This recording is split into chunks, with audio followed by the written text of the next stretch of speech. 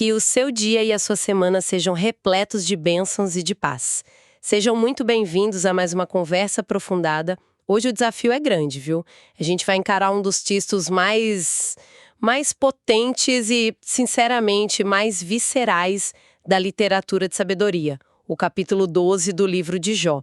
Para nos guiar, a gente tem em mãos o texto bíblico, claro, e também notas e comentários de uma excelente Bíblia de estudo. A nossa missão aqui é tentar entender a resposta fulminante de Jó aos seus amigos, e é uma resposta que, nossa, transborda sarcasmo, dor e uma teologia sobre o poder de Deus que é, no mínimo, desconcertante. Exatamente. Acho que é importante a gente deixar claro desde o início, né? Este não é um debate teológico polido com um cafezinho. É o grito de alguém que chegou no seu limite. Jó está sofrendo muito e ele se recusa. Ele se recusa a aceitar as respostas fáceis, as fórmulas prontas que os amigos oferecem. Ele não vai só questionar a sabedoria deles, ele vai, assim, implodir a base em que ela se sustenta. Ok, então vamos mergulhar nesse turbilhão. A conversa, ou melhor, a resposta de Jó, já começa com um soco no estômago. No versículo 2, ele olha para os amigos e diz: "Na verdade, que só vós sois o povo, e convosco morrerá a sabedoria." Que patada, hein? Isso de uma ironia cortante. É um sarcasmo de altíssimo nível. E é fundamental entender o que provocou isso, né? Os amigos de Jó, Elifaz, Bildade e Zofar, já falaram. E o argumento deles, em resumo, é a teologia da retribuição. Deus é justo. Logo, se você está sofrendo tanto, Jó, é porque você pecou. Simples assim. Confesse e tudo se resolverá. Exato. Eles se apresentam como os donos da sabedoria, os porta-vozes da tradição. E Jó está dizendo: "Ah, é? A sabedoria morre com vocês?" Ele está expondo a arrogância deles de uma forma brutal, sabe? É como se ele dissesse: "Vocês acham que entenderam Deus, que o colocaram numa caixinha, mas a vida real, o meu sofrimento, não cabe nessa caixa de vocês." Perfeito. Ele está atacando a condescendência deles. Eles falam da sabedoria dos antigos, mas Jó olha ao redor e o que ele vê? A realidade. E a realidade contradiz essa sabedoria. Contradiz. Ele vê os maus prosperando, vivendo em paz, enquanto ele, um homem justo, está completamente destruído. Então ele não está apenas se defendendo, ele está atacando a própria validade dessa sabedoria tradicional quando ela é confrontada com a dureza da vida. E o interessante é que ele não se coloca como um coitado ignorante nesse debate. Logo em seguida, no versículo 3, ele afirma com toda a força: Mas eu também tenho entendimento como vocês. "Isso. Não sou inferior a vocês. Quem não sabe coisas como essas?" Ele está reivindicando o seu lugar na conversa. Essa frase é crucial. Ele está dizendo, o que vocês estão me falando é o básico, é o beabá da teologia popular. Eu também conheço essas lições. A questão é que elas não funcionam. A minha experiência, a minha dor, prova que a realidade é muito mais complexa.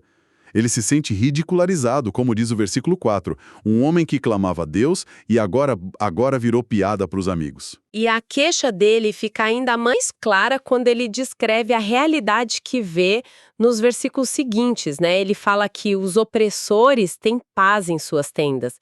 Isso vai diretamente contra tudo que os amigos pregaram. Exatamente. Ele está jogando na cara deles a maior contradição do argumento, a prosperidade dos perversos. É o confronto da teoria com a prática, entende? A teologia dos amigos é um sistema fechado, todo arrumadinho. Para eles, não há espaço para o justo que sofre, inexplicavelmente, ou para o ímpio que prospera. E Jó está dizendo, abram os olhos. O mundo não funciona segundo as regras do livro de vocês.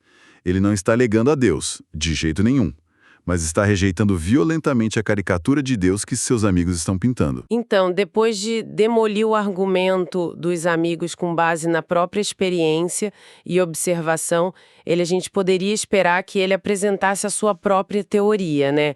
Mas ele faz algo totalmente diferente. E é aqui que o capítulo dá uma virada genial. Ele muda o foco do debate. Exatamente. Vendo que a discussão baseada na sabedoria humana e na tradição não vai levar a lugar nenhum, Jó faz um convite surpreendente. A partir do versículo 7, ele diz, mas pergunte agora aos animais, E cada um deles o ensinará, ou as aves do céu, e elas lhe contarão. Ou fale com a terra. Ele basicamente diz: cansei de discutir com vocês. Vamos perguntar para testemunhas que não mentem. A própria criação. É uma jogada retórica fantástica. Fantástica. Ele apela para uma sabedoria que não está nos livros dos anciãos, mas está, assim, estampada no mundo natural. E o que essa natureza ensina? Não é uma lição de paz e harmonia como a gente poderia imaginar, né? A natureza no mundo antigo era um lugar de poder bruto, de vida e morte, de predadores e presas. Ao apontar para os animais, para a terra, Jó está evocando uma imagem de um poder que não é domesticado, que não segue regras humanas de justiça. E ele conclui no versículo 10, em sua mão está a vida de cada criatura e o fôlego de toda a humanidade. Ou seja, o controle absoluto está na mão de Deus, a criação não testemunha a favor da teologia organizada dos amigos, De jeito nenhum. mas a favor de um Deus soberano, cujo poder é visível em toda parte, de uma forma selvagem e imprevisível. E aqui tem um detalhe que as notas de estudo revelam que é simplesmente espetacular. No versículo 9, quando Jó diz, quem não sabe que a mão do Senhor fez isto, a palavra hebraica usada para Senhor é o nome pessoal, pactual de Deus. YHW. Uau! Essa é a única vez que esse nome aparece em todo o discurso de Jó e seus amigos. Peraí, isso muda tudo. Quer dizer que ele não está falando de um Deus genérico, de uma força cósmica qualquer, Não. ou de um arquiteto do universo. Ele está invocando o nome do Deus da aliança, o mesmo Deus que fez promessas, que se revelou, que tem uma história com seu povo. É uma jogada teológica de mestre. É uma afirmação poderosíssima. Ele está dizendo, o Deus que vocês tentam defender com suas teorias simplistas é o mesmo YHW, cuja mão eu vejo agindo de forma incontrolável na criação. Ele está usando a identidade mais profunda e revelada de Deus para sustentar seu argumento de que Deus é muito maior e mais assustador do que a versão que os amigos pregam. E essa linha de raciocínio, ancorada na criação e no nome de Deus, o leva ao coração do problema. Ele joga uma pergunta retórica no versículo 12. Está a sabedoria com os idosos? A longa vida traz entendimento? Em uma cultura que venerava os anciãos como fontes de sabedoria, isso é quase uma heresia. É um desafio direto à autoridade dos amigos. Eles baseiam seus argumentos na idade, na experiência acumulada, na tradição. Jó questiona essa premissa. Não que ele esteja dizendo que a idade não traz sabedoria, mas ele está perguntando, é só isso? É suficiente? Exato. A sabedoria de vocês acumulada ao longo dos anos é suficiente para explicar o que estou vivendo? E a resposta implícita é um sonoro não. E ele mesmo dá a resposta no versículo seguinte, que é o pivô de todo o capítulo. Versículo 13. Com Deus estão a sabedoria e a força. Ele tem conselho e entendimento. Ele tira a sabedoria das mãos dos homens e a coloca de volta onde ela pertence, exclusivamente em Deus. Este é o ponto de virada. Ele contrasta a sabedoria humana finita, falha, limitada pela perspectiva, com a sabedoria divina, que é absoluta, soberana e unida ao poder. Para Jó, a verdadeira sabedoria não é um conjunto de provérbios ou regras, mas é a própria natureza de Deus, que age no mundo com um poder irresistível. E a partir desse ponto, o tom do capítulo muda de novo. Ele para de se defender e de atacar os amigos, e começa a descrever como é essa sabedoria poder de Deus em ação. E a imagem que ele pinta é tudo menos reconfortante. Não é nada reconfortante, é aterrorizante, na verdade. Porque ele passa a listar uma série de ações divinas que são puramente desconstrutivas. Ele não descreve um Deus que constrói impérios, mas um que os derruba. A lista é impressionante. Versículo 14. O que ele derruba não pode ser reconstruído. Já começa com uma finalidade assustadora. Depois, versículo 17. Ele leva os conselheiros embora, descalços, e faz os juízos de tolos.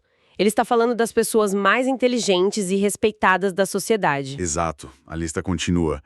Ele despoja reis, derruba os poderosos, silencia os conselheiros confiáveis e confunde os anciãos sábios. Jó está metodicamente desmantelando todas as estruturas de poder e sabedoria humanas.